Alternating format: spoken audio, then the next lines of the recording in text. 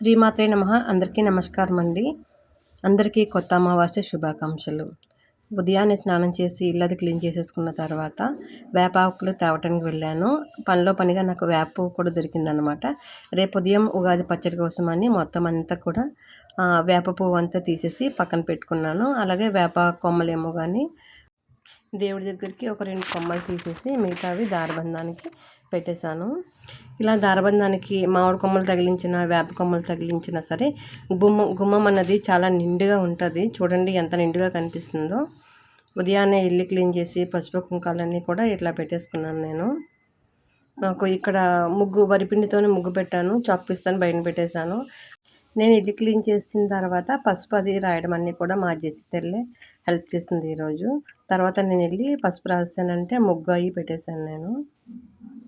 అలాగే మనకి పూజ చేసే ముందు వినాయకుడు పెట్టుకుంటాం కదా. ఇవాళ వినాయకుడు అలాగే అమ్మవారిని కూడా 2 కూడా ఒకే దాంట్లో చేస్తున్నాను.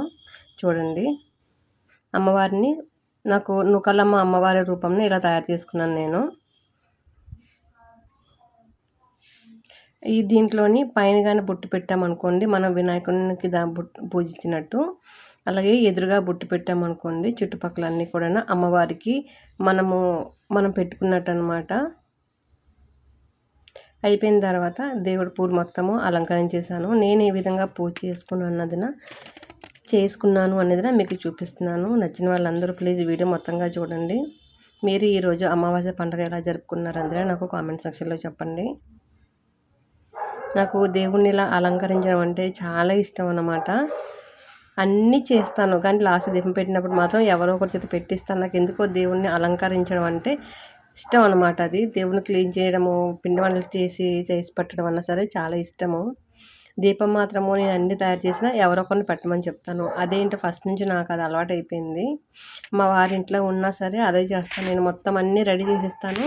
మా వారి చేత దీపం పెట్టించేస్తాను. మా వారు ప్రజెంట్ ఆఫీస్లో కదా ఉన్నారు. ఉండడం వలన ఈరోజు దీపం నేనే పెట్టాను. మా జెసి పెడదాం అనుకున్నది కానీ పాపం దాని చిన్నది కదా, దానికి ఏమీ తెలియదు ఎందుకో ప్రాబ్లం అని చెప్పి నేనే అన్నీ పెట్టాను. అలాగే అమ్మవారి కోసం అని ఉపారం తయారు చేశాను. ఉపారం అంటే ఏమీ ఉండదండి. అన్నము, చప్పడిపప్పు, ఒక అట్టు, చలివిడి, వడపప్పు. అమ్మవారికి ఇవే ఉపారంలో పెడతాము. అమ్మవారికి చలివిడి అలాగే వడపప్పు పెట్టుకుంటే చాలా మంచిది. ఊర్లో అయితే కానీ ఉదయాన్నే గుడికెళ్ళి వచ్చి సాయంత్రం చేసి పెట్టుకునే వాళ్ళమి.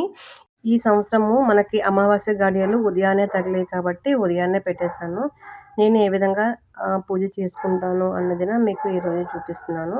నచ్చిన వాళ్ళు ప్లీజ్ లైక్ చేయండి, షేర్ చేయండి, కామెంట్ చేయండి. మీ ఊరు గ్రామ దేవతలు పూజిస్తారు కదా. మా ఊర్లో అయితే మన నూకాలమ్మ తల్లిని మేము పూజించుకుంటాము.